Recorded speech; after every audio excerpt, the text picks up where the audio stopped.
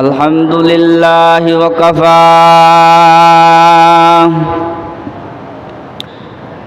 والصلاة والسلام على عباده الذين اصطفى خصوصا على إمام الأنبياء وسيد البراء وعلى آله وأصحابه الذين آثروا الهدى على الدجى وسلم تسليما كثيرا كثيرا. أما بعد فأعوذ بالله من الشيطان الرجيم. بسم الله الرحمن الرحيم. لن ينال الله لحومها ولا دماؤها ولكن يناله التقوى منكم. وقال سيدنا رسول الله صلى الله عليه وسلم فطيبوا بها نفسا أو كما قال عليه الصلاة والسلام.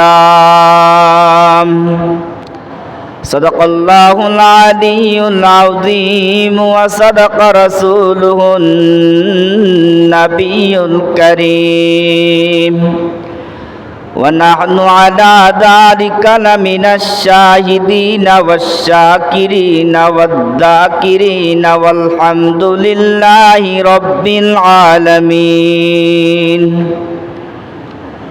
سبحانك لا علم لنا إلا ما علمتنا إنك أنت العليم الحكيم. उल्फत में बराबर है अफाहू के ज़फ़ाहू, उल्फत में बराबर है अफाहू के ज़फ़ाहू।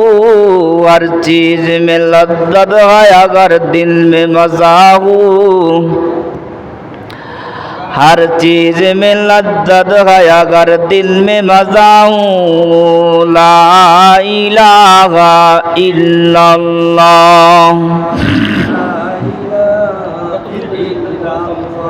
ला इलाहा इल्लल्लाह,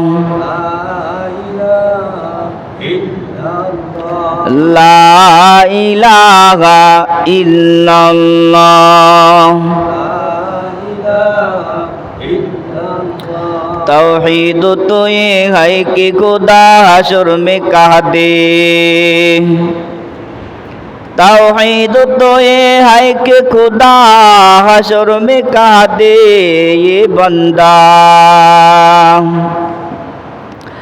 ये बंदा दो आलम से कवा मेरे लिए है। ला इलाहा इल्लल्लाह,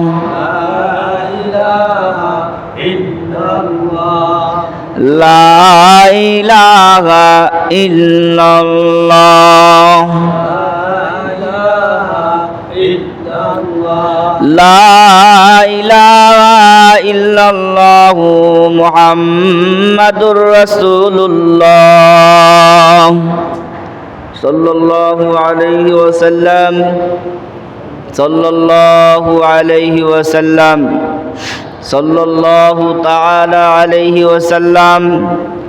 সম্মানিত মুসল্লিয়ান কিরাম ও আমার পর্দার আড়ালে অবস্থানরত সম্মানিতা মা ও বোনেরা, আল্লাহ পাক রব্বুল আলামিনের দরবারে অসংখ্য শুকরিয়া আদায় করি যে আল্লাহ তাআলা আমাদেরকে পবিত্র জিলহজ মাসে প্রথম জুমায় আল্লাহ তাআলা আমাদেরকে মসজিদে আসার এবং বসার তৌফিক দান করলেন। এই জন্য আমরা সবাই শুকরিয়া তান পড়ি আলহামদুলিল্লাহ। সম্মানিত হাজিরিন, খুব সংক্ষেপে কথাবার্তা হবে ইনশাআল্লাহ। গত জুমায় আলোচনা করেছি কুরবানি সম্পর্কে, জিলহজ মাসের আমল সম্পর্কে। তো এই সপ্তাহ কিছু টুটাফাটা কিছু কথাবার্তা বলবো ইনশাআল্লাহ। সবাই আমল করার জন্য চেষ্টা করব। এই জিলহজ মাস আল্লাহ পাক রব্বুল আলামিনের দরবারে অত্যন্ত দামি একটা মাস, কারণ এই মাসে হজ্জে বাইতুল্লাহ এবং কুরবানি। এই জন্য তো আল্লাহর হাবিব বলছেন জিলহজের 1 তারিখ থেকে নিয়ে 9 তারিখ পর্যন্ত প্রত্যেকটা রোজা 1 বছর রোজা রাখার সমতুল্য সমপরিমাণ সওয়াব আল্লাহ তাআলা তাকে দান করবেন। সুবহানাল্লাহ। জিলহজ মাসের 1 থেকে 10 তারিখ এই রাত্রিগুলোতে যদি কেহ ইবাদত করে তাহলে আল্লাহ তাআলা তাকে শবে কদরের রাত্রে ইবাদত করলে যে সওয়াব হবে ওই পরিমাণ সওয়াব আল্লাহ তাআলা তাকে দান করবেন। সুবহানাল্লাহ। এই জন্য আমার মা বোনেরা, আমার মুসলিম ভাইয়েরা, আর যে কটা দিন বাকি আছে আমরা পারলে নফল রোজা রাখবো 9 তারিখ পর্যন্ত। আর এই রাত্রগুলোতে আমরা পারলে বেশি বেশি করে নফল ইবাদত করব। আর 9 জিলহজের রোজাটা সবাই রাখার জন্য চেষ্টা করব। আমাদের বাংলাদেশি হিসাবে 9 জিলহজ হলো ইয়াউমে আরাফা। 9 জিলহজ ইয়াউমে আরাফা। যদি আমরা অন্যান্য রোজাগুলো নাও রাখতে পারি, অন্তত জিলহজ মাসের 9 তারিখের রোজাটা আমরা, যেটাকে বলা হয় আরাফার দিন, আরাফার রোজাটা আমরা রাখার জন্য চেষ্টা করব। আল্লাহর হাবিব সাল্লাল্লাহু আলাইহি সাল্লাম বলেন, সিয়ামু ইয়াউমি আরাফাতা ইন্নী আহতাসিবু আলাল্লাহি আইয়ু কাফিরাস সানাতাল্লাতি ক্বাবলা ওয়াস সানাতাল্লাতি বাদা। আল্লাহর হাবিব বলেন, যে ব্যক্তি ইয়াউমে আরাফা তথা আরাফার দিন রোজা রাখবে, আমি রসুল আশা রাখি আল্লাহর দরবারে যে রোজা রাখবে যে আল্লাহ তাআলা তার পূর্বের এবং পরের 2 বছরের গুনাহ আল্লাহ মাফ করে দিবেন। সুবহানাল্লাহ। কারণ গেছে গা 2 বছরের গুনাহ আল্লাহ মাফ করে দিবেন। যে আরাফার দিন রসুল বলেন, যে ব্যক্তি আরাফার দিন রোজা রাখবে 9 জিলহজ। বাংলাদেশের আরাফার দিন কবে ভাই? না, কালকে না, পরশু দিন, রবিবারে। বাংলাদেশে আরাফার দিন হলো রবিবার, ইয়াউমে আরাফা। সোমবারে আমাদের কুরবানি। তো রবিবার আমরা এই রবিবারের রোজাটা রাখার জন্য চেষ্টা করব। এটাই হলো ইয়াউমে আরাফা, আরাফার দিন। বলে হুজুর রোজা রাখলে কি ফায়দা? রসুল বলেন, যদি কেউ 9 জিলহজ অর্থাৎ আরাফার দিন রোজা রাখে, আল্লাহ তাআলা তার পূর্বের 1 বছর পরের 1 বছরের 2 বছরের গুনাহ আল্লাহ মাফ করে দিবেন। হ্যাঁ, আরাফার দিন একটা রোজা। তো ইয়াউমে আরাফা, আরাফার দিনটা আল্লাহ তাআলার কাছে অনেক দামি। এই জন্যই তো রসুলের কাছ থেকে ঘোষণা যে আমি রসুল আল্লাহর কাছে আশাবাদী যে আল্লাহ পূর্বের এবং পরের 2 বছরের গুনাহ আল্লাহ তাকে মাফ করে দিবেন। সুবহানাল্লাহ। মুহতারাম হাজিরিন, তাহলে আরাফার দিনের রোজা আমরা রাখার জন্য চেষ্টা করব। আর 10 জিলহজ কুরবানি ছাড়া কোনো ইবাদত নেই। না বলে 2 রাকাত নফল নামাজ পড়লে নাকি? না, হাদিসে পাকের মধ্যে আছে ইহরাকুদ দাম, 10 জিলহজ তথা ঈদুল আজহার দিনগুলোতে পশুর রক্ত প্রবাহিত করা ব্যতীত আল্লাহর কাছে কোনো উত্তম আমল নাই। সুবহানাল্লাহ। দেখছেন, পশুর রক্ত প্রবাহিত করা, এটা হলো আল্লাহ তাআলার কাছে সবচাইতে প্রিয় আমল। আল্লাহর হাবিব বলেন,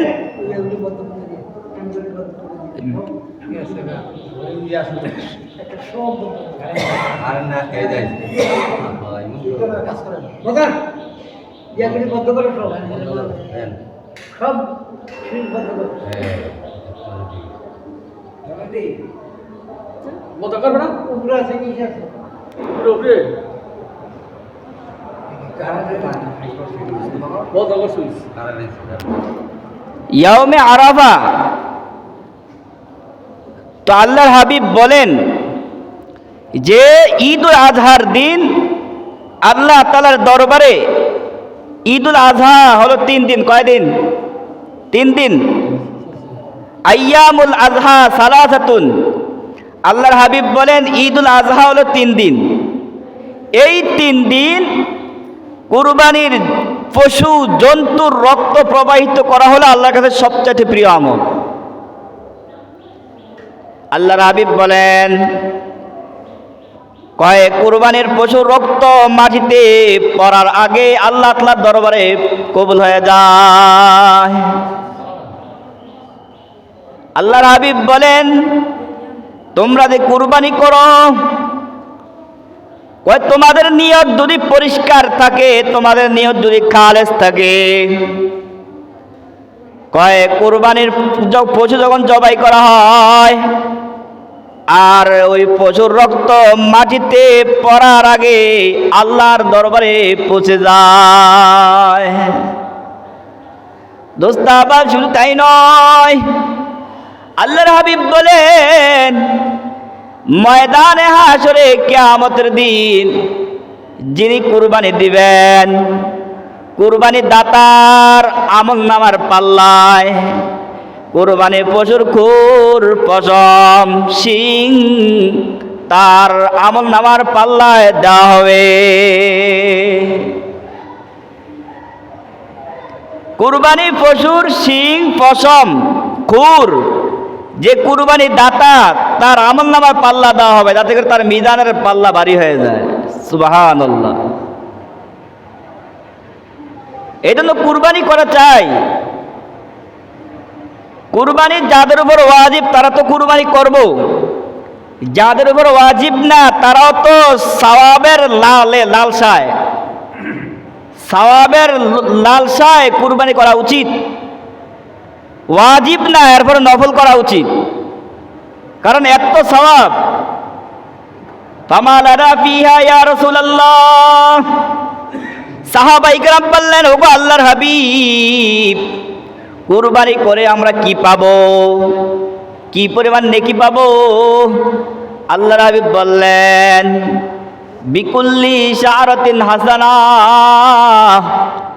প্রত্যেকটা পশমের বিনিময়ে তোমাকে এক একটি করে নেকি দেওয়া হবে। ক্বালু ফাসসুফু ইয়া রাসূলুল্লাহ, সাহাবায়ে কেরাম আবার প্রশ্ন করলেন, ওগো আল্লাহর হাবিব, ভেড়া দুম্বার গায়ে তো অনেক পশম, অনেক লোম, আমরা যদি ভেড়া দুম্বা কুরবানি করে তাহলে কি ভেড়া দুম্বার গায়ে লোম আছে, যত লোম আছে, যত পশম আছে, ওই পরিমাণ নেকি কি আমরা অর্জন করতে পারবো নি? আল্লাহর হাবিব বলেন, ফাসসু বিকুল্লি শারাতিন, আল্লাহর হাবিব বললেন যে ভেড়া দুম্বা যদি কুরবানি করো, ভেড়া দুম্বার গায়ে যত পশম আছে প্রত্যেকটা পশমের বিনিময়ে তোমাদেরকে নেকি দেওয়া হবে। কত সওয়াব! আল্লাহ তাআলা বলেন, লা ইয়ানালাল্লাহু লুহুমুহা ওয়ালা দিমাউহা ওয়ালাকিন ইয়ানালুহুত তাকওয়া মিনকুম। আল্লাহ বলেন, তোমরা যে আমার জন্য কুরবানি করো, লা ইয়ানালাল্লাহু লুহুমুহা, আল্লাহ বলেন তোমাদের কুরবানির পশুর গোশত, মাংস, ওয়ালা দিমাউহা, কুরবানির পশুর রক্ত কিছু আমি আল্লাহর কাছে পৌঁছে না। ওয়ালাকিন ইয়ানালুহুত তাকওয়া মিনকুম, কিন্তু তোমাদের মনের যে একনিষ্ঠতা ইখলাস এটা আমি আল্লাহ তাআলার দরবারে পৌঁছে থাকে। সুবহানাল্লাহ। এজন্য কুরবানি করব তো কাকে খুশি করার জন্য? আল্লাহ তাআলাকে খুশি করার জন্য কুরবানি করব। আমার এত টাকা চলে গেল, এত হাজার টাকা চলে গেল, এত লাখ টাকা চলে গেল, এরকম আফসোস করলে কুরবানি হবে না। লোক দেখানোর জন্য কুরবানি দিলে কুরবানি হবে না। সুদ ঘুষ হারামের টাকা দিয়ে কুরবানি দিলে কুরবানি হবে না। কি ভাই বুঝে আসতেছে নি? সুদ ঘুষ হারামের টাকা দিয়া কুরবানি দিলে কুরবানি হবে না। হাত্তাকে যাদেরকে আমার শরিক বানাইতেছি, এই শরিক বানানোর ক্ষেত্রে শরিক নির্বাচিত করা, ভালো শরিক নির্বাচিত করা উচিত। এই শরিক সে সুদ ঘুষের সাথে হারামের সাথে অবৈধভাবে তার লেনদেন আছে কিনা এগুলো নির্বাচন করা উচিত। তো আল্লাহ তাআলা বলেন তোমাদের কুরবানির পশুর রক্ত মাংস কিছু আমি আল্লাহ তাআলার দরবারে পৌঁছে না, পৌঁছে একমাত্র তাকওয়া, তোমাদের দিলের যে একনিষ্ঠতা এটা আমি আল্লাহর দরবারে পৌঁছে। এটা সম্পদের মায়া করব না। ইব্রাহিম আলাইহিস সালাম সন্তানের মায়া করেন নাই, করছিলেন? সন্তানের মায়া করেন নাই, আল্লাহর পক্ষ থেকে হুকুম হয়েছে। এই জন্য তিনি সন্তানকে কুরবানি দেওয়ার জন্য সব প্রস্তুতি তিনি আয়োজন করলেন, সব প্রস্তুতি সম্পন্ন করলেন। কিন্তু আল্লাহ তাআলা তো ইব্রাহিম আলাইহিস সালামের কাছে সন্তান কুরবানি হয়ে যাক এটা আল্লাহ চান না। কি চাইছেন? যে ইব্রাহিম যে তিনাকে বৃদ্ধ বয়সে যে সন্তান দিলাম, আদরের সন্তান, এই সন্তান সে কুরবানি দিতে, কুরবানি দেওয়ার জন্য যত আয়োজন যত প্রস্তুতি তিনি করেন কিনা, নাকি গরিবসি করেন, নাকি টাল বাহানা করেন, এটা আল্লাহ পরীক্ষা করছেন। ইব্রাহিম নবী তা আল্লাহর হুকুম পাইয়া সব কিছু ব্যবস্থা করছেন। আল্লাহ কয় কদ সাদ্দাকতার রুইয়া, হাবিব ও খলিলুল্লাহ আপনি তো আপনার স্বপ্ন আপনি 100 বাস্তবায়িত করেছেন, 100 বাস্তবায়িত করেছেন। আপনার সন্তান কুরবানি দেওয়া লাগবে না, আপনি পরীক্ষায় পাশ হয়ে গেছেন। সুবহানাল্লাহ বলি আমরা সবাই, পরীক্ষা পাশ হয়ে গেছেন। তো ইব্রাহিম নবী ভাবেন নাই যে হ্যাঁ আমার সন্তান কুরবানি দিয়ে দেবো, জবাই দিয়ে দেবো, এটা কল্পনা করেন নাই, ভাবেন নাই। তিনি ছলছাতুরি করেন নাই, তিনি আল্লাহর হুকুম বাস্তবায়ন করার জন্য একবারে প্রস্তুত হয়ে গেছেন। আমরাও সেই ইব্রাহিম আলাইহিস সালামের মতো ইখলাস নিয়ত, খাঁটি নিয়তে আমরা আমাদের অর্থ সম্পদ ব্যয় করে আমরা কুরবানি দেব। এখানে কত টাকা চলে গেল এতে আমরা আফসোস করব না। আল্লাহর হাবিব বলেন ফাতিবু বিহা নাফসা, তোমরা খুশি মনে খুশি দিলে তোমরা কুরবানি করো, খুশি মনে খুশি দিলে কুরবানি করো। আল্লাহ রাব্বুল আলামিন বলেন ইন্না সলাতি ওয়া নুসুকি ওয়া মাহইয়ায়া ওয়া মামাতি লিল্লাহি রাব্বিল আলামিন। আল্লাহ তাআলা বলেন হে রাসূল আপনি বলেন ইন্না সলাতি নিশ্চয় আমার নামাজ, কি ভাই নিশ্চয় আমার নামাজ, ওয়া নুসুকি আমার কুরবানি, ওয়া মাহইয়ায়া আমার হায়াত, ওয়া মামাতি আমার মরণ, লিল্লাহি রাব্বিল আলামিন কার জন্য বলেন? আল্লাহর জন্য। আমার নামাজ, আমার কুরবানি, আমার হায়াত, আমার মরণ সব আল্লাহ তাআলার জন্য। কুরবানি দিব লোক দেখানোর জন্য নয়, আল্লাহকে খুশি করার জন্য কুরবানি দেব। পারবো তো ভাই ইনশাআল্লাহ? আল্লাহকে খুশি করার জন্য কুরবানি দেব, তাহলে আমার কুরবানিটা কবুল হবে, আমার কুরবানিটা আল্লাহর কাছে মাকবুল হবে, গ্রহণযোগ্য হবে। যাই হোক ভাই, কুরবানির আলোচনা লম্বা চূড়া, তো আমরা সবাই কুরবানি দিব। আর ঈদ প্রায় কাছাকাছি চলে আসছে, আমরা এই কুরবানি যে করব, কুরবানি করার ক্ষেত্রে আমরা কুরবানির পশুর যে গোশতটা আছে এই গোশত, সম্পূর্ণ গোশত আমরা নিজে খাইতে পারবো, সমস্যা নেই। আপনি যদি বলেন যা আমি এক টুকরাও দিতাম না, তো আপনি খাইতে পারবেন, আপনি পুরা গরু নিজে খাইতে পারবেন। আত্মীয় গরিব কাউকে দেন নাই, পারবেন। তবে মুস্তাহাব হলো 3টা ভাগ করা, একটা নিজের জন্য, আরেকটা আত্মীয়, আর একটা গরিব অসহায়দের জন্য। এটা ওয়াজিবও না, এটা ফরজও না। এটা আমরা অনেক ক্ষেত্রে রাগারাগি করি, হ্যাঁ গোস্ত দিলাম না কে সেই। যে কুরবানি দিছে সে ইচ্ছা করলে এক টুকরো সে দিতে পারবে না, এটা জায়েজ আছে। সে পুরা সে খাইতে পারবে, পুরা সম্পূর্ণ গরু সে খাইতে পারবে। আপনি সমালোচনা করতে পারবেন না যে উনি একা কুরবানি দিল এক টুকরো দিল না। সমাজে দেওয়া ফরজ না, সমাজে দেওয়া ওয়াজিব না, এটা মুস্তাহাব জিনিস। তবে আমাদের যাদের টাকা আছে, অর্থ সম্পদ আছে, আমরা তো যে কোনো মুহূর্তে আমরা গরুর মাংস খাইতে পারি কি না বলেন? খাইতে পারি। শুধু কুরবানির একদিন 3 দিন কেন, আমরা যে কোনো সময় আমরা কুরবানি গরুর মাংস খরিদ করে আমরা খাইতে পারি। যারা গরিব এরা তো পারে না, এরা পারে না। এটা ঈদের দিন মুস্তাহাব একটা আমল, আমরা সবাই করব। যদি তো ফরজ না, ওয়াজিব না, তারপরে আমরা 3টা ভাগ করব। একটা নিজের জন্য, আরেকটা আত্মীয়স্বজন বাসা পাঠিয়ে দিব, আরেকটা ভাগ হলো যারা গরিব অসহায় আছে, যেটাকে আমরা সমাজের গোছ বলি। এটা আমরা করব, পারবো তো ভাই ইনশাআল্লাহ? এটা আমরা করব, যাতে করে আমি কুরবানি দিলাম, আমি একা খাইলাম না, আমি সবারই নিয়ে খাইলাম। এটা ভালো, কারণ আমার গোস্তটা আরেকজনে খাইতে বলো, যে কুরবানি দিতে পারলো না সেও অংশীদার হয়ে গেল, সেও বাগী হইলো, তাহলে আমি সবার বাগী হয়ে গেলাম। এই কাজটা আমরা করব। আর কুরবানি পশু যখন আমরা জবাই করব, এই জবাই করার পরে আমরা কুরবানির পশু যখন ঠান্ডা হবে, একবারে ঠান্ডা হবে, তারপর আমরা এটা খাল ছিলাবো, চামড়া খুলবো। কিন্তু যেটা অবস্থা ওটা জান এখনো যায় নাই, আমরা ওই অবস্থায় চামড়া না খোলাই। এই কাজগুলো অনেকে করে, এই কাজগুলো অনেকেরা করে, কসাইরা করে। আপনার এখানে কাজ সাইড আসে, আরও 10টা কাজ আছে, আপনার জেতা করে মনে করেন মুহূর্তের মধ্যে শেষ করে দেবে। এটা এখনও দম যায় নাই। এই কাজগুলো কখনো নিজে করবেন না, কসাইদেরকে করতে দিবেন না। জবাই করছেন গরু যাতে করে কষ্ট না পায়। জবাই হওয়ার পরে প্রাণীটা একেবারে ঠান্ডা হবে, তারপরে তার অন্য কাজ করবেন। পারবো তো ভাই ইনশাআল্লাহ? তাড়াহুড়া কোনো কাজ নেই। ঈদের দিন অনেকগুলো সুন্নত আছে। ঈদুল আজহার নামাজ সকাল সকাল পড়া উত্তম, তবে জামাতের টাইম এখনও নির্ধারণ হয় নাই, হয়ে যাবে অচিরে। তো ঈদের দিন অনেকগুলো সুন্নত আছে, তার মধ্যে একটা সুন্নত হলো খুব সকাল সকাল ঘুম থেকে উঠা। ঈদুল আজহা, ঈদুল ফিতর, খুব সকাল সকাল ঘুম থেকে উঠা, তারপরে আপনার গোসল করা, মেসওয়াক করা, খুশবু লাগানো, আমার পোশাক পরিচ্ছেদের মধ্যে যে উত্তম কাপড় চোপড় আছে সেটা পরিধান করব। তাকবীরে তাশরিক বেশি বেশি পাঠ করব। তাকবীরে তাশরিক 9 জিলহজ থেকে শুরু হবে। কয় জিলহজ ভাই? 9 জিলহজ ফজর থেকে, ফজরের ফরজ নামাজ সালাম ফিরাবে তখন থেকে শুরু হবে। 13 জিলহজ আসর পর্যন্ত মোট 23 ওয়াক্ত নামাজ।